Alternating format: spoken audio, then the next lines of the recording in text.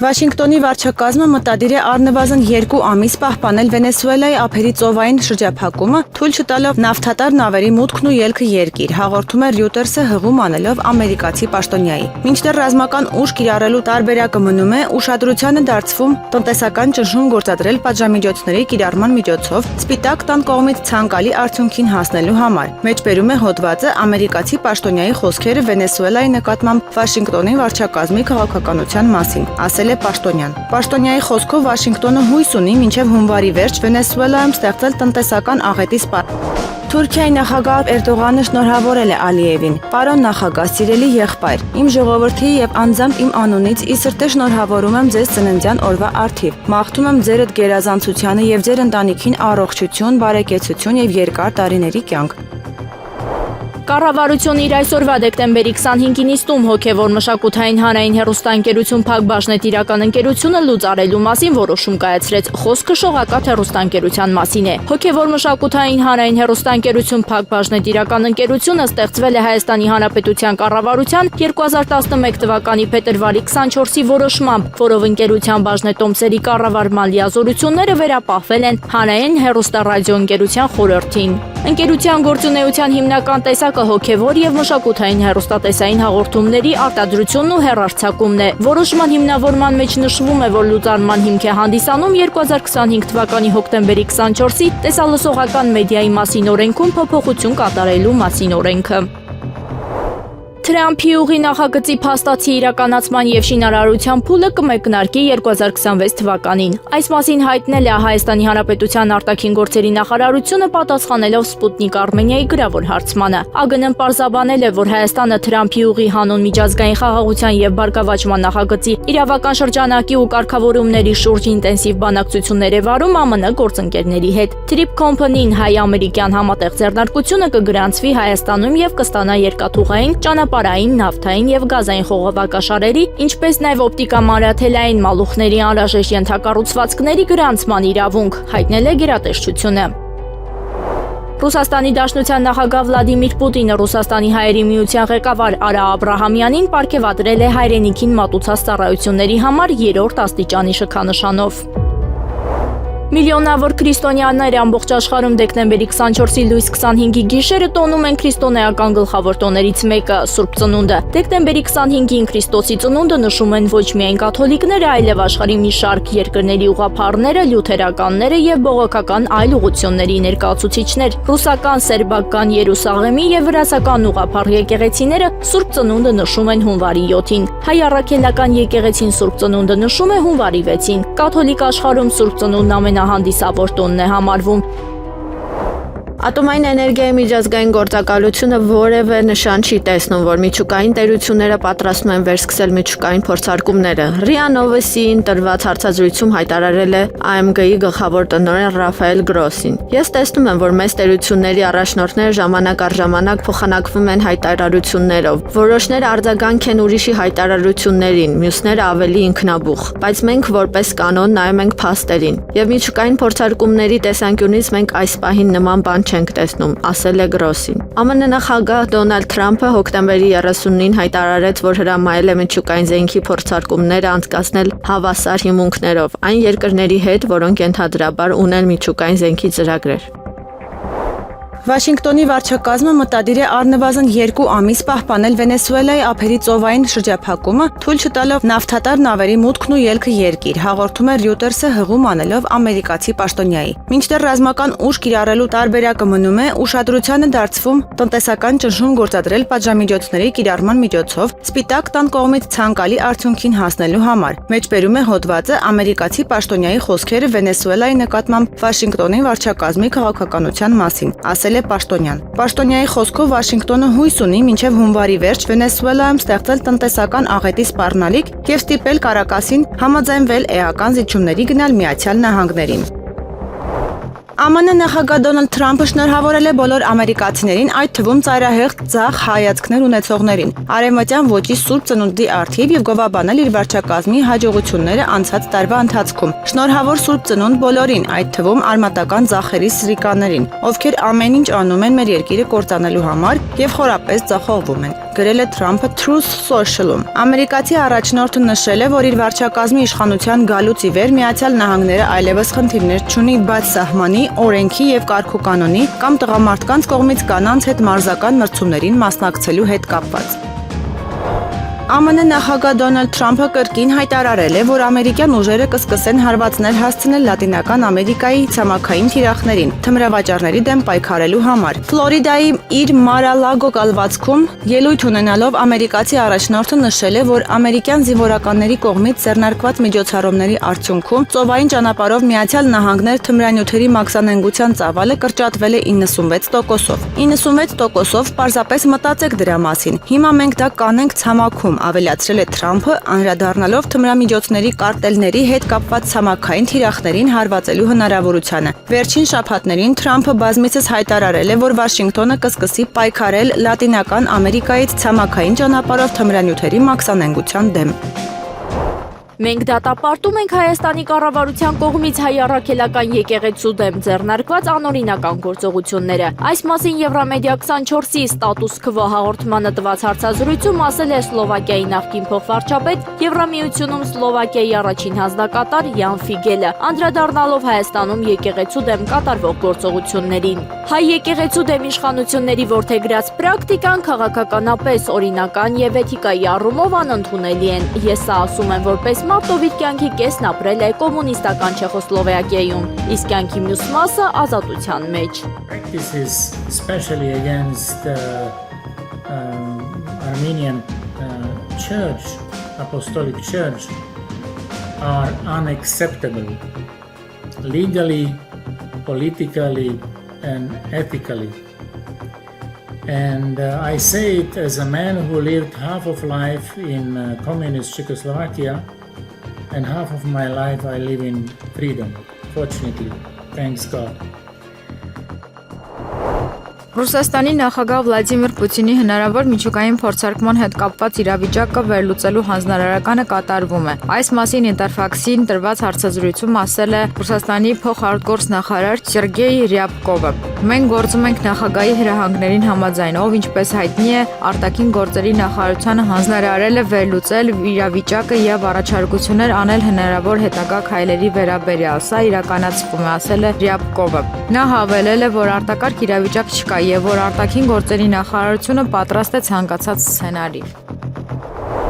Հանրապետական կուսակցության որոշ անդամներ դեմ են Վենեսուելա ներխուժելուն եւ նախագահ Նիկոլաս Մադուրոյին տապալելուն։ Նրանք նախազգուշացնում են նման որոշման բացասական հետևանքների մասին, գրում է The Hill թերթը։ Տեքստի համաձայն ԱՄՆ Սենատում կուսակցության անդամները ընդհանուր առմամբ աջակցում են Թրամփի ագրեսիվ գործողություններին թմրանյութերի մաքսանենգությունը զսպելու համար, բայց զգուշացնում են, որ ավելի շատ ուղղակի հարձակումները կարող են չափազանց հեռու գնալ։ Օրինակ, սենատոր Ռոջեր Մարշալը զգուշացրել է, որ զգուշություն պետք է ցուցաբերել ռեժիմի փոփոխության մասին խոսելիս, քանի որ նման գործողությունները հաճախ հակառակ արդյունք են տալիս։ Սենատոր Ռենդ Փոլը, որը ուղղակիորեն դեմ է արտահայտվել միջամտությանը, կիսում է նմանատիպ կարծիքը։ Մեկ այլ անանուն սենատոր ուղղակիորեն մեղադրել է Դոնալդ Թրամփին Մադուրոյին տապալելու մտադրության մեջ։ Ես Վենեսուելայում ցամաքային զորքեր չեմ ուզում։ Ես չեմ ուզում Աֆղանստանի կամ Իրաքի կրկնություն։ Ես չեմ աջակցում ռեժիմի փոփոխությանը ԱՄՆ-ի պահանջով, հայտարարել է նա։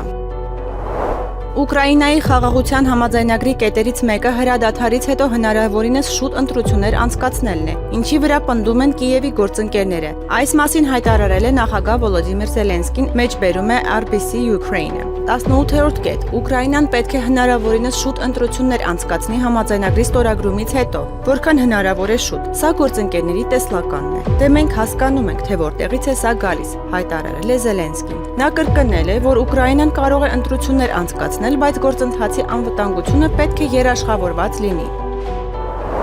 Սուրբ Ծննդյան նախօրեին Սպիտակ տունը հեռարձակել է անիմացիոն տեսանյութ, որտեղ ԱՄՆ նախագահ Դոնալդ Թրամփը կարդում է չարաճճիների ցուցակը, որտեղ թվարկված են անօրինական ներգաղթյալների անունները։ Ձմեռ պապի չարաճճիությունների ցուցակում միայն արտաքսում է։ X գրառման վերնագրում գրել է Սպիտակ տունը, կցելով անիմացիոն հեռարձակման հղումը։ Այն հեռարձակվում է արդեն ավելի քան 8 ժամ։ Արհեստական ինտելեկտի կողմից ստեղծված տեսանյութում Թրամփը նստել է տոնածառի եւ բուխարու առջև, ձեռքում ցուցակը։ Հունգարիայի վարչապետ Վիկտոր Օրբանը խոստովանել է, որ 2026 թվականին Եվրոպայում կարող է պատերազմ բռնկվել մի հեռանկար, որին ԵՄ առաջնորդները մղում են ամբողջ մայրցամաքը։ Ինչպես վարչապետը շեշտել է, Magyar Namzet-ին տված հարցազրույցում, երկրորդ համաշխարհային պատերազմի ավարտից հետո Եվրոպան վայելել է 80 տարվա խաղաղություն, սակայն այժմ իրավիճակն այլ է։ Հարցին, թե արդյոք 2025 թվականը կարող է լինել Եվրոպայում խաղաղության վերջին տարին, Օրբանը պատասխանել է. «Այո, դա չի կարելի բացառել։ Մենք մոտենում ենք պատերազմին», ընդգծել է վարչապետը, հիշեցնելով, որ դեկտեմբերի 18-ից 19 Բրյուսելում կայացած ԵՄ գագաթնաժողովում արվել են առաջարկներ եւ ընդունվել որոշումներ, որոնք ուղղված են Ուկրաինայում հակամարտության սրմանը եւ Ռուսաստանի հետ հետագա բախմանը։ Նրա խոսքով, այն քաղաքական գործիչները, ովքեր պաշտպանում են խաղաղությունը, հաջողության են հասել միայն պատերազմի մեջ սահելու տեմպը դանդաղեցնելու հարցում։ Այսօր Եվրոպայում կրկին կան երկու ճամբարներ՝ պատերազմի կուսակցություն եւ խաղաղության կուսակցություն։ Այս պահին պատերազմը պաշտպանող ուժերը գերիշխում են։ Բրյուսելը պատերազմ է ուզում, Հունգարիան խաղաղություն, ասել է Օրբանը։ Նոր տեսամամուլում հրապարակում, որ Ադրբեջանից եկած պրեմիում բենզինը ըստ էության վաճառվելու է 430 դրամով, իսկ այդպիսի բենզինի գինը սովորաբար մեր երկրում 500-ից 520 դրամ է եղել, այսինքն մինչև 90 դրամ ավելի ցածր գնով է վաճառվելու, ինչը լավ է։ Այս մասին նշել է էկոնոմիկայի նախարար Գևորգ Պապոյանը։ Իհարկե նաև տեսա, որ որոշ քաղաքացիներ նշում էին, որ իրենք չեն պատրաստվում գնել այդ բենզինը։ Սիրելի քաղաքացիներ, դուք ազատ եք, դա է մեր խնդիրը, որ դուք ազատ լինեք, որ բենզինն ուզենաք առնեք, ինքներդ ընտրեք, որտեղից եք ուզում առնել։ Պետության խնդիրն է հնարավորինս տարբեր մեծ տեսականի կարողանալ ձեզ համար ապահովել։ Անխափան երթուղիներ լինեն, որ այդ բենզինը եւ մյուս ապրանքները մշտապես լինեն հասանելի եւ իհարկե հետևենք, որպիսի որակը բարձր մակարդակի վրա լինի եւ ձեզ քանակի մեջ չխափեն։ Այստեղ է պետության խնդիրը, մնացածն արդեն դուք ինքներդ եք ընտրում, նշել է նախարարը։ ԱՄՆ-ում ՀՀ դեսպան Նարեկ Մկրտչյանը Սպիտակ տանը հանդիպում է ունեցել Միացյալ Նահանգների նախագահ Դոնալդ Թրամփի հետ, հայտնել են Հայաստանի Հանրապետությունում ԱՄՆ դեսպանատնից։ Նշվում է, որ նորանշանակ դեսպանների համար կազմակերպված միջոցառման շրջանակներում կայացած հանդիպման ժամանակ դեսպան Նարեկ Մկրտչյանը շնորհակալություն է հայտնել ԱՄՆ նախագահ Դոնալդ Թրամփին Հայաստանի եւ Ադրբեջանի միջև խաղաղության հաստատման ուղղությամբ ցուցաբերած հետևողական ջանքերի, ինչպես նաեւ օգոստոսի 8-ին Սպիտակ տանը ձեռք բերված պատմական համաձայնության եւ ստորագրված փաստաթղթերի համար։ Իր հերթին ԱՄՆ նախագահ Դոնալդ Թրամփը շնորհավորել է հայ ժողովրդին, ընդգծելով, որ վերջինս արժանի է կայուն խաղաղության եւ վերահաստատել է իր անվերապահ աջակցությունը խաղաղությանն ուղղված գործընթացներին։ Նախագահ Թրամփը առանձնակեորեն ընդգծել է նաեւ Հայաստանի Հանրապետության վարչապետ Նիկոլ Փաշինյանի առաջնորդությունն ու նրա նշանակալի դերակատարությունը հաստատված խաղաղության գործընթացում։ Նախագահ Թրամփը Հայաստանի Հանրապետության վարչապետ Նիկոլ Փաշինյանին է փոխանցել նաեւ անձնական մակագրությամբ նվեր ի նշան բարձր գնահատանքի, ասված է հաղորդագրության մեջ։ Դեկտեմբերի 23-ին Հայաստանի Հանրապետության պաշտպանության նախարարի առաջին տեղակալ զինված ուժերի ԳՇՊետ գեներալ լեյտենանտ Էդվարդ Ասերյանը հանդիպել է Կոտայքի մարզի տարածքային պաշտպանության բրիգադին կցագրված պահեստազորայինների հետ։ Հանդիպմանը ներկա էր նաև Կոտայքի մարզպետ Ահարոն Սահակյանը։ Գեներալ լեյտենանտ Էդվարդ Ասերյանը կարևորել է վարժական հավաքների դերը պահեստազորայինների պատրաստության շարունակական կատարելագործման առումով։ Շնորհակալություն հայտնելով հավաքներին մեծ պատրաստակամությամբ ներգրավելու հերթապահության ընթացքում բերած անշարժողջության եւ կարգապահության համար։ Հանդիպման ավարտին Էդվարդ Ասերյանը հերթապահության ընթացքում առավել աչքի ընկած պահեստազորայիններին պարգևատրել է արժեքավոր նվերներով։ Վոլոդիմիր Զելենսկին հրապարակել է 20 կետից բաղկացած ծրագիրը, որը Ուկրաինան առաջարկել էր ամերիկյան կողմին ԱՄՆ-ում բանակցությունների ժամանակ։ Փաստաթղթի դրույթները հրապարակվել են RBK Ուկրաինայի կողմից լրագրողների հետ Զելենսկու հետ հանդիպումից հետո։ Կետերից մեկի համաձայն Ուկրաինան հրաժարվում է իր զորքերը դուրս բերել Դոնբասից։ Ծրագիրը ներառում է հետևյալ կետերը՝ Ուկրաինայի ինքնիշխանության հաստատում, Ռուսաստանի եւ Ուկրաինայի միջև չհարձակման մասին համաձայնագիր շփման գծում մոնիթորինգով, առանց մանրամասների եւ անվտանգության երաշխիքներ կրկին առանց մանրամասների։ Ուկրաինայի գլխավոր խնդիրը ԱՄՆ նախագահ Դոնալդ Թրամփը չէ, այլ թույլ եվրոպական էլիտաները, որոնք անկարող են պատասխանատվություն կրել մայրցամաքի եւ հանրապետության անվտանգության համար, գրում է The Hill թերթը։ Հեղինակի խոսքով համատեղ անվտանգության խորհրդի ստեղծումից ի վեր Եվրամիությունը չի կարողացել միավորել, պատասխանել է համարձակ խոսքերով, բայց անվստահ գործողություններով եւ ըստ էության պահանջում է, որ բեռը ընկնի Միացյալ Նահանգների ուսերին։ Չնայած Բայդենի վարչակազմի կողմից 3 տարվա չափազանց մեղմությանը եւ Թրամփի վարչակազմի կողմից արտոնությունների ավարտի մասին հստակ ազդանշաններին եվրոպացիները շարունակում են հրաժարվել պատասխանատվություն կրել իրենց կոլեկտիվ անվտանգության համար, նշվում է հոդվածում։ Ուկրաինական խաղաղության գործընթացի մասնակիցները աշխատում են 4 եզրափակիչ փաստաթղթի վրա։ Fox News-ի եթերում հայտարարել է ՆԱՏՕ-ում ԱՄՆ մշտական ներկայացուցիչ Մեթյու Ուիթաքերը։ Դիվանագետի խոսքով բանակցությունների սեղանին է 20 կետից բաղկացած խաղաղության ծրագրի նախագիծը, ինչպես նաև բազմակողմ անվտանգության երաշխիքների եւ ԱՄՆ հատուկ երաշխիքների վերաբերյալ փաստաթղթերը։ 4-րդ փաստաթուղթը նվիրված է պատերազմից հետո տնտեսական վերականգնման եւ զարգացման ծրագրին։ Այս բոլոր փաստաթղթերը քննարկվում են իրական ժամանակում։ Կարծում եմ մենք հիմա բավականին լավ պատկերացում ունենք, թե ինչ է ուզում Ուկրաինան, հավելել է Ուիթաքերը։ Բրազիլիայի իշխանությունները չեն բացառում ԱՄՆ-ի միջամտության հնարավորությունը 2026 թվականի նախագահական ընտրություններին, հաղորդում է Folha de São Paulo թերթը, հղում անելով կառավարության աղբյուրներին։ Թերթի աղբյուրի փոխանցմամբ նախագահ Լուիս Ինասիո Լուլա դա Սիլվայի մտերիմները կարծում են, որ Վաշինգտոնը կարող է բացահայտորեն աջակցել աջակողմյան ընդդիմության թեկնածուին, որը գաղափարապես մոտ է նախկին նախագահ Ժայր Բոլսոնարոին։ Մասնավորապես ԱՄՆ վարչակազմը կփորձի օգնել աջակողմյան թեկնածուին համախմբել պահպանողական ընտրողներին։ Չնայած երկրի ղեկավարության կողմից այս տարի առևտրային եւ տնտեսական հարցերի շուրջ Միացյալ Նահանգների հետ պրագմատիկ երկխոսություն կառուցելու փորձերին, Բրազիլիան ներկայումս պատրաստվում է անկայուն շրջանի։ Ռուսաստանի նախագահ Վլադիմիր Պուտինը Մոսկվայում հանդիպել է Սիրիայի արտաքին գործերի նախարար Ասաադ Ալ-Շայբանիի եւ պաշտպանության նախարար Մուրհաբ Աբու Կասրայի հետ, հաղորդում է Սիրիական պետական ՍԱՆԱ գործակալությունը։ Ըստ գործակալության բանակցությունների ընթացքում կողմերը քննարկել են Դամասկոսի եւ Մոսկվայի համար փոխադարձ հետաքրքրություն ներկայացնող տարբեր քաղաքական, ռազմական եւ տնտեսական հարցեր, հատուկ շեշտը դնելով պաշտպանական արդյունաբերության ոլորտում ռազմական համագործակցության վրա։ Հանդիպումը կենտրոնացած է եղել սիրիական բանակի պաշտպանության բարձրացման վրա, ռազմական տեխնիկայի արդիականացման եւ ժամանակակից մշակումների ներդրման, ինչպես նաեւ ռազմատեխնիկական փորձագիտության փոխանցման միջոցով։ Տնտեսական ոլորտում բանակցությունները կենտրոնացած են եղել առևտրի ոլորտում համագործակցության ընդլայնման հնարավորությունների վրա, ներառյալ հետպատերազմյան վերականգնման նախագծերի աջակցությունը, ենթակառուցվածքների բարելավումը եւ Սիրիայում ներդրումների աջակցությունը, հավելում է պարբերականը։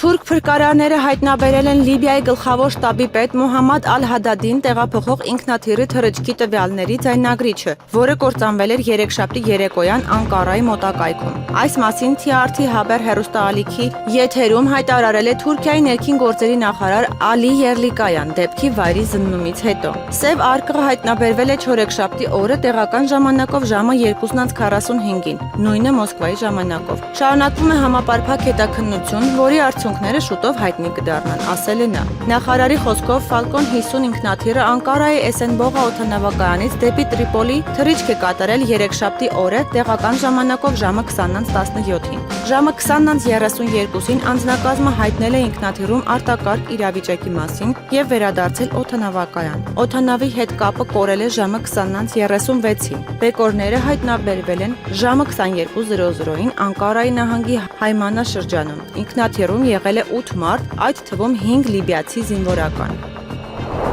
Իշխանության ներկայացուցիչները շաբաթ օրը հավաքվելու են Արարատի մարզում մեծ ժողովի։ Այս մասին հայտնել են Եռամեդիա 24-ի աղբյուրները։ Քաղաքացիական պայմանագիր կուսակցության աշխատակազմի ղեկավար Արուսյակ Մանավազյանը հայտնել է, որ դեկտեմբերի 27-ին Նիկոլ Փաշինյանի գլխավորությամբ կուսակցությունը քաղաքական ժողով է հրավիրելու։ Ժողովին քննարկվելու են կուսակցական հարցեր, 2026 թվականի ընտրությունների հետ կապված հարցեր, նախընտրական ցուցակը, քարոզարշավի ձևաչափը, ինչպես նաև արդեն գալիք տարում խորհրդարանական աշխատանքների հետ կապված հարցեր։ Քննարկվելու են եկեղեցու շուրջ առաջիկա զարգացումները, Մանավազյանն ասել է, որ դրա վերաբերյալ հարցեր չեն քննարկելու։ ԿՊ քաղաքական ժողովին մասնակցելու են վարչության անդամները, կուսակցության վերահսկող հանձնաժողովի անդամները, падգամավորները, նախարարները, անվտանգության խորհրդի անդամները, վարչապետին ենթակա, կառավարությանը ենթակա մարմինների ղեկավարները, մարզպետները, Հայաստանի Հանրապետության համայնքների ղեկավարները եւ ավականու խմբակցության ղեկավարները, տարածքային խորհուրդների նախագահները եւ ԿՊ երիտասարդական կառույցի խորհրդի անդամները։ Կուսակցության կանոնադրության համաձայն քաղաքական ժողովի նիստերը գումարվում են վարչության որոշմամբ, բայց ոչ պակաս քան տարին 2 անգամ։ Վարչության որոշմամբ քաղաքական ժողովի նիստին կարող են հրավիրվել կուսակցության անդամ, հանդիսացող եւ չհանդիսացող այլ անձինք։ Կենտրոնական ընտրական հանձնաժողովի նախագահ Վահագն Հովակիմյանը նշել է 2026 թվականի խորհրդարանական ընտրությունների անցկացման հավանական օրը, այն է հունիսի 7-ը։ Եթե նայենք սահմանադրության կարգավորումներով, ըստ էության այն ժամկետը, որը որ ենթադրում է ընտրությունները, դա եկող տարվա հունիսի 2-ից 12 միջակայքն է։ Սահմանադրության, այսինքն այդ 10-օրյակն է, որը պիտի ընտրություններ տեղի ունենան։ Գիտեք, որ ընտրությունները նշանակում են նախագահը, այսինքն նախագահի հրամանագիրը դեռևս չի եղել, բայց բոլորը ընտրությունների օրը, կարելի ասել, այսպես արդեն տեսակ չակերտավոր, բայց արձանագրած ընթանում են առաջ, որ այն է, որ հունիսի 7, ինչով է դա պայման, որտեղ այդ իմ նշած ժամանակահատվածում միակ գիրակին հունիսի 7-ն է։ Մամուլում այսօր հրապարակումներ եղան, որ 2026 թվականի սկիզբը Հայաստանում կարող է լինել չափազանց ակտիվ ամերիկյան քաղաքականության իմպլեմենտացիայի տեսանկյունից։ Ըստ փորձագիտական շրջանակների փետրվարին հնարավոր է Հայաստան այցելի ԱՄՆ փոխնախագահ Ջեյ Դի Վենսը։ Հրապարակումներում նաև ակնարկվում է, որ Մեղրիում սպասվում է այսպես կոչված թրիփի հիմնարկեքի արարողությունը, ինչը կարող է կապված լինել ԱՄՆ բարձրագույն ղեկավարության հնարավոր այցի հետ։ Հայաստանի Հանրապետության արտաքին գործերի նախարարությունից մեկնաբանել են տարածված լուրերը Ջեյ Դի Վենսի Հայաստան հնարավոր այցի վերաբերյալ։ Հայաստան նախատեսվող բարձրաստիճան այցերի մասին մենք պատշաճ կերպով եւ ժամկետներում տեղեկացնում ենք, հայտնել են ԱԳՆ լրատվական ծառայությունից։ Կառավարությունն առաջարկում է հողային օրենսգրքում փոփոխություններ կատարել այսուհետ համայնքային ու պետական հողերը մայրաթոռին եկեղեցիների շինարարության ու սպասարկման համար տրամադրել ոչ թե անհատույթ սեփականության իրավունքով, այլ միայն անհատույթ օգտագործման իրավունքով։ Համապատասխան նախագիծը ներառված է կառավարության դեկտեմբերի 25-ի նիստի օրակարգում։ Օրենքի նախագծի հիմնավորումներում չի նշվում, թե ինչու է այս փոփոխությունն իրականացվում։ Միջգերատեսչական քննարկումների ընթացքում սա ֆիքսել է նաև Արդարադատության նախարարությունը, շեշտելով, որ ներկայացված հիմնավորումից հնարավոր չէ լիարժեք ձևով գնահատել նախագծի ընդունման նպատակահարմարությունը, քանի որ բացակայում են ընթացիկ իրավիճակի խնդիրների կարգավորման նպատակի եւ ակնկալվող արդյունքի համապատասխան վերլուծությունները։ ԱՄՆ ռազմաօդային ուժերը Lockheed Martin-ի հետ C-130G Super Hercules ռազմական տրանսպորտային ինքնաթիռների արտադրության պայմանագիրը հասցրել են $25 միլիարդ, ասվում է Պենտագոնի մամուլի ծառայության կողմից երեքշաբթի օրը տարածված հայտարարության մեջ։ Փոփոխության արդյունքում պայմանագրի ընդհանուր անվանական արժեքը $15 միլիարդից աճել է մինչև $25 միլիարդ, նշվում է փաստաթղթում։ Պայմանագիրը պետք է ավարտվի մինչև 2035 թվականի հուլիսի 16-ը։ Այս ժամանակահատվածում արտադրվելիք ինքնաթիռների ճշգրիտ քանակը դեռևս չի նշվում։ Ամերիկյան կողմը նախատեսում է դրանցից մի քանիսը վաճառել Ավստրալիային, Գերմանիային, Եգիպտոսին, Նոր Զելանդիային, Նորվեգիային, Ֆիլիպիններին եւ Ֆրանսիային։ ԱՄՆ ռազմաօդային ուժերը նաեւ Boeing-ին շնորհել են $2 միլիարդ պայմանագիր B-52 Stratofortress ռազմավարական ռմբակոծիչների շարժիչների փոխարինման ծառայությունների համար։ Պայմանագիրը պետք է ավարտվի մինչև 2033 թվականի մայիսի 31-ը։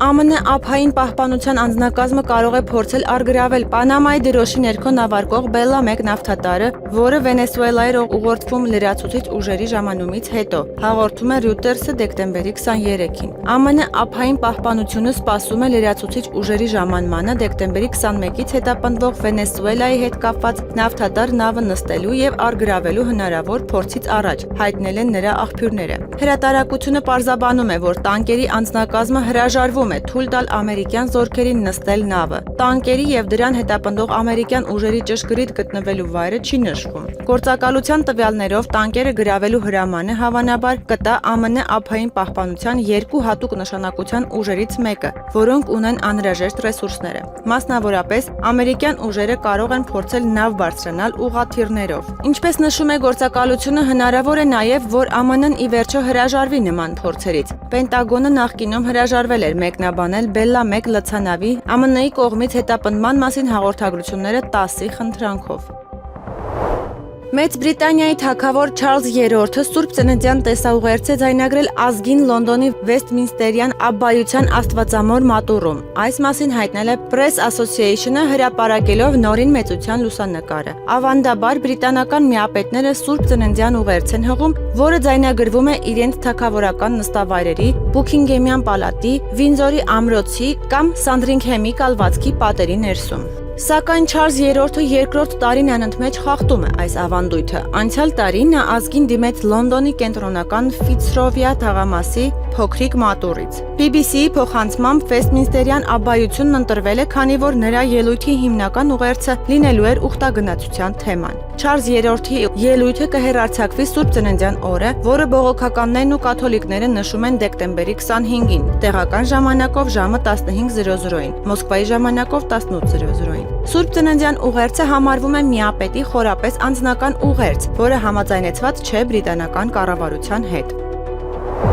Հակակոռուպցիոն կոմիտեի աշխատակիցների կողմից իրականացված գործողությունների շրջանակում ձերբակալվել է ՊԵԿ նախագահի նախկին տեղակալ Վախթանգ Միրումյանը։ Այս առնչությամբ կոմիտեից հայտնել են Հայաստանի Հանրապետության պետական եկամուտների կոմիտեի նախկին բարձրաստիճան պաշտոնատար անձի վերաբերյալ ՀՀ հակակոռուպցիոն կոմիտեում քննվող քրեական վարույթի շրջանակում պաշտոնեական լիազորությունները չարաշահելու մեղադրանքով ձերբակալվել է ՊԵԿ ևս մեկ նախկին բարձրաստիճան պաշտոնյա։ Նախաքննության շահերից ելնելով այս պահին այլ մանրամասներ չենք կարող հայտնել, նշել են ՊԵԿ-ից։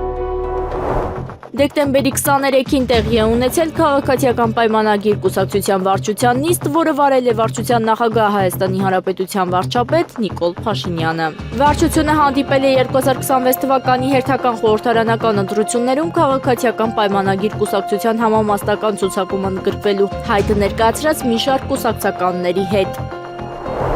Դեկտեմբերի 24-ին, 25-ին եւ 26-ին Միացյալ Նահանգներում նշվող տոների կապակցությամբ ԱՄՆ դեսպանատունը փակ կլինի։ Այս մասին հայտնել են Հայաստանի Հանրապետությունում ԱՄՆ դեսպանատնից։ Աշխատանքը կվերսկսվի դեկտեմբերի 29-ից։ ԱՄՆ նախագահ Դոնալդ Թրամփը կարծում է, որ Ռուսաստանի եւ Ուկրաինայի մասնակցությամբ հակամարտության կարգավորման բանակցությունները բնականon ընթացքի մեջ են։ Ուկրաինայի եւ Ռուսաստանի վերաբերյալ բանակցությունները շարունակվում են։ Դրանք լավ են ընթանում, ասել է նա լրագրողների հետ խոսելով Ֆլորիդա նահանգի West Palm Beach-ի մոտ գտնվող Mar-a-Lago կալվածքում։ Այսպես նա պատասխանել է լրագրողի խնդրանքին մեկնաբանելու վերջին օրերին տեղի ունեցած խորհրդակցությունների ընթացքը։ Հիմնական եզրակացությունն այն է, որ կարծում եմ նրանք բոլորը հոգնել են պատերազմից։ Այն պետք է ավարտվի, ընդգծել է Թրամփը, անդրադառնալով հակամարտությանը։ Եղանակը առաջիկա օրերին Երևան քաղաքում դեկտեմբերի 25-ից 26-ին, 27-ի գիշերը, 28-ի ցերեկը սպասվում է առանց տեղումների եղանակ։ Դեկտեմբերի 27-ի ցերեկը, 28-ի գիշերը սպասվում են տեղումներ բարձրադիր գոտում ձյան տեսքով։ Հանրապետության տարածքում դեկտեմբերի 25-ին սպասվում է առանց տեղումների եղանակ։ Դեկտեմբերի 26-ի գիշերը, 27-ի գիշերը, 28-ի ցերեկը առանձին շրջաններում, 27-ի ցերեկը, 28-ի գիշերը շրջանների մեծ մասում սպասվում են տեղումներ։ Լեռնային եւ նախալեռնային գոտում ձյան տեսքով, քամին արևմտյան 2-ից 5 մետր վարկյան։ Օդի ջերմաստիճանն է ապես չի փոխվի։